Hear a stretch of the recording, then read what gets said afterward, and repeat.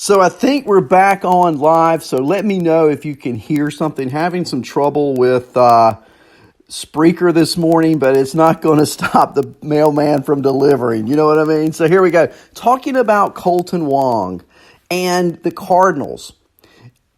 So we 2 for 4 last night. Goldschmidt hits his third homer in the 3 straight games.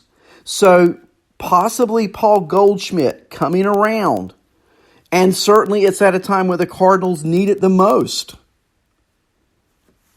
It'll be interesting to see how the Cardinals respond going forward. They play at Pittsburgh again today. But of course, all of these players fail in comparison to what the shortstop for the Cardinals did last night. Did you check out Paul DeJong? And yeah, what a great night it was for Paul DeJong. And he just hits 1 home run, 2 home runs, 3 home runs. The first 3 home run game of his career. And we fantasy guys, we know Paul DeJong can be very streaky. We know he can go really hot. We know he can get really cold. Seems like in the month of June, we got a lot more of the cold. Even though there was a heat wave nationwide, it didn't carry over to Paul DeJong's bat. Maybe last night is the start of a hot streak. It certainly was for last night. 4 for 4, 3 home runs. And the Cardinals trounced the Pirates 14-8 in Pittsburgh. Again, a half a game out of the division this morning. Milwaukee, they sit 2 games out. They beat the Reds 5-4. They're in Chicago for their next game. Off today, they play on Friday at home against the Cubs. Now, you talk about a big series for 2 teams.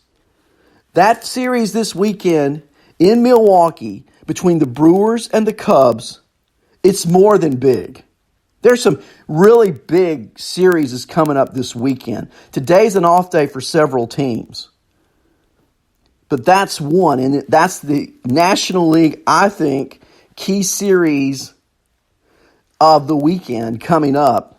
Chicago and Milwaukee. Now, the Reds and the Pirates continue to slip further behind. For the longest time, it seemed that the Central was within 5 or 5.5 games top to bottom. Well, not so anymore. The Reds sit 8 games out of first place after losing to the Brewers.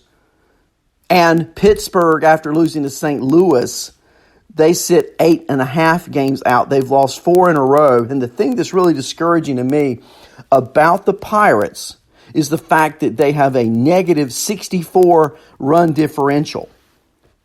Now, last night I told you there were a lot of runs scored in that game, which means Pittsburgh scores 8.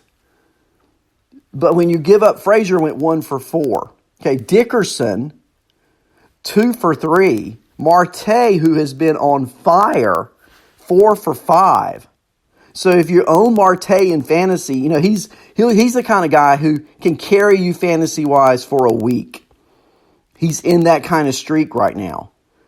Even though the Pirates are not scoring a lot of runs consistently, I so would love to have Starling Marte on my fantasy team. And it might be, if he goes into another cold streak, and he will, that's the time to get him. He had 3 RBIs last night. He has 59 on the year. Colin Moran, 2 RBIs last night. 54 RBIs. He's hitting 291. Probably can be had fantasy-wise, plays most of the time. Here's what's gotten to Pittsburgh. The pitching has just totally let them down. Jordan Lyles started last night. And remember, it wasn't that long ago when Jordan Lyles was a fantasy guru pitcher that we all wanted to add off waiver wires because he was pitching at such a great games, you know, not walking, striking out some. Well, last night, check out this line. 1 2/3 innings, 7 hits, 8 runs, 3 home runs. Ugly. So ugly. And so, Pirates lose, Cardinals win, Wainwright gets the win. He was serviceable. I don't really like that word. That means mediocre.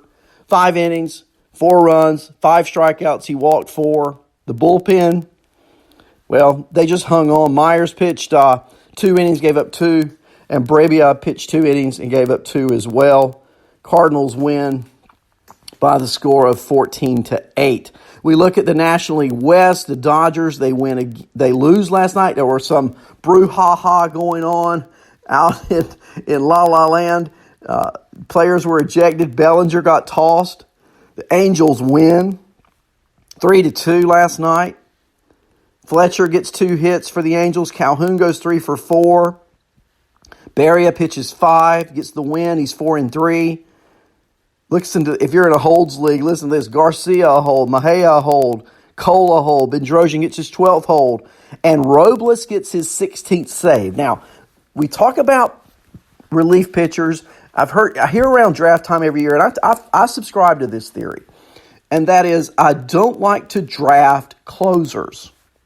I will ask you, how many of you in your fantasy leagues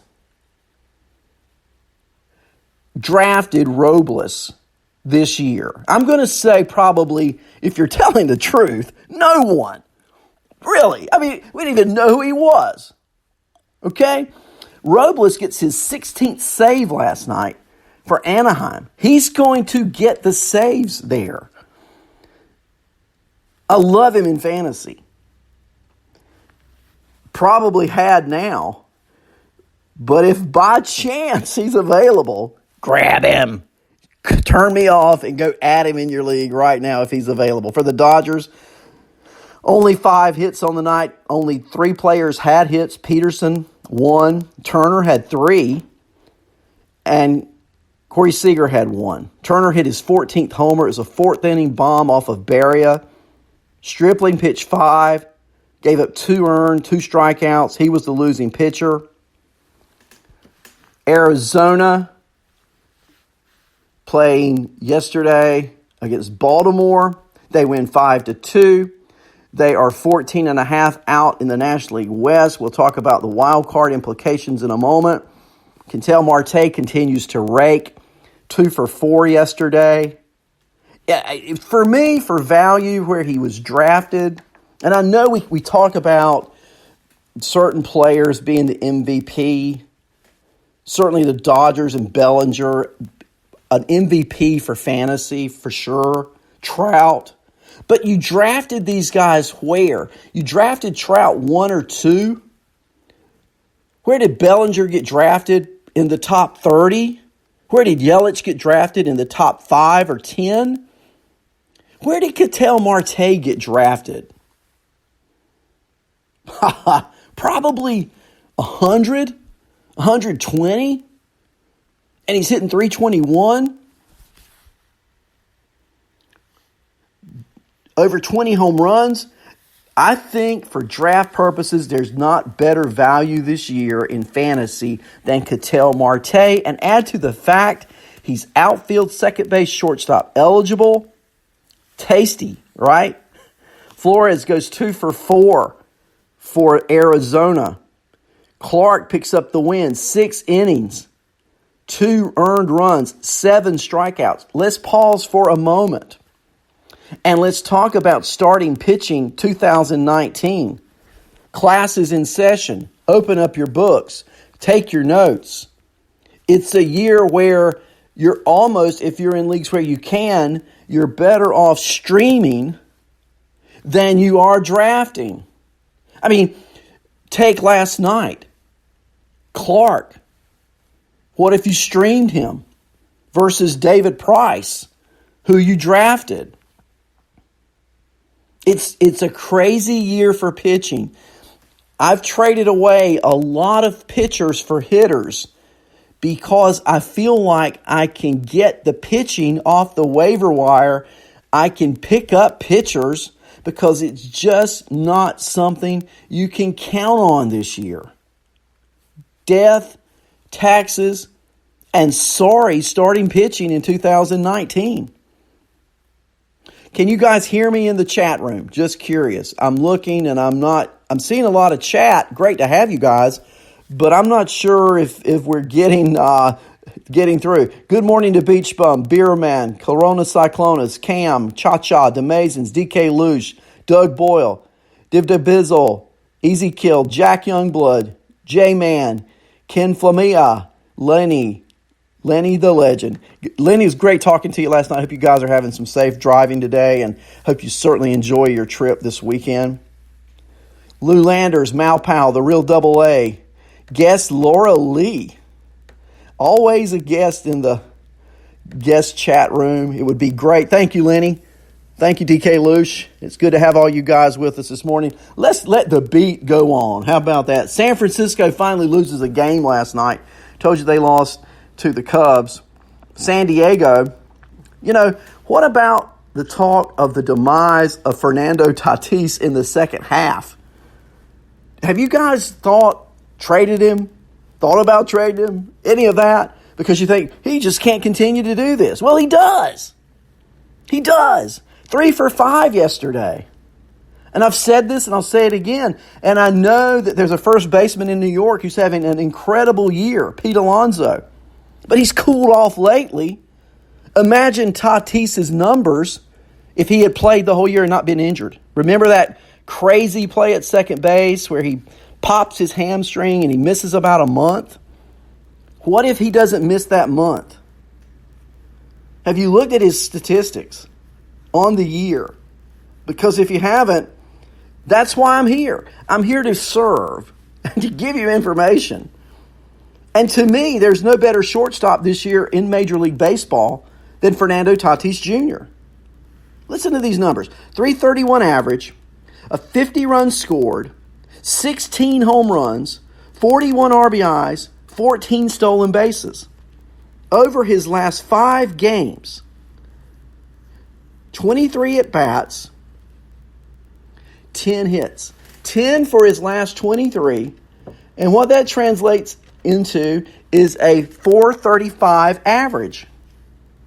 Tell me a better shortstop this year in fantasy than Fernando Tatis Jr. And if you take the big 3 prospects, Eloy, Tatis, Guerrero, preseason, most people would rank them this way. They would have ranked Guerrero 1, Eloy 2, and Tatis 3. And in my opinion, it's probably just the inverse. I like Tatis better than the other 2 going forward. I think you'll get the average, you'll get the stolen bases, you'll get some power, you'll get some runs scored. I mean, he's leading off for the Padres. And things are just going to get better over time in San Diego. Hunter Renfroe, 2 for 4 last night. Hedges, 2 for 4.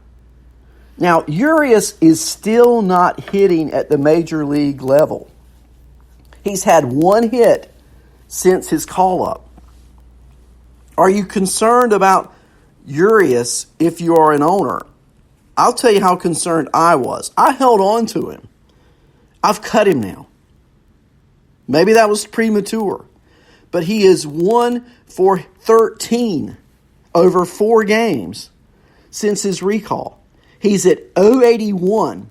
No home runs, no RBIs, no stolen bases. He left 4 runners on base last night. Machado went 2 for 4. Padres beat the Mets 7-2. Now, wild card in the National League. You got Washington leading the wild card by a game over the Cardinals. The Cardinals lead the second wild card by a half game over Philadelphia, a game and a half over Milwaukee, 3 games over the Diamondbacks and Giants, and 6 games over the Padres. The next few days are critical. I still think the Giants are going to be sellers. They play at San Diego tomorrow. They're off today. This weekend, the Giants are in San Diego. And those are critical games in terms of where does Madison Bumgarner pitch his next game. Check this out. If the Padres were to sweep the Giants, next Wednesday night, Madison Bumgarner is wearing a uniform that does not have San Francisco on it. And maybe that's why we're waiting.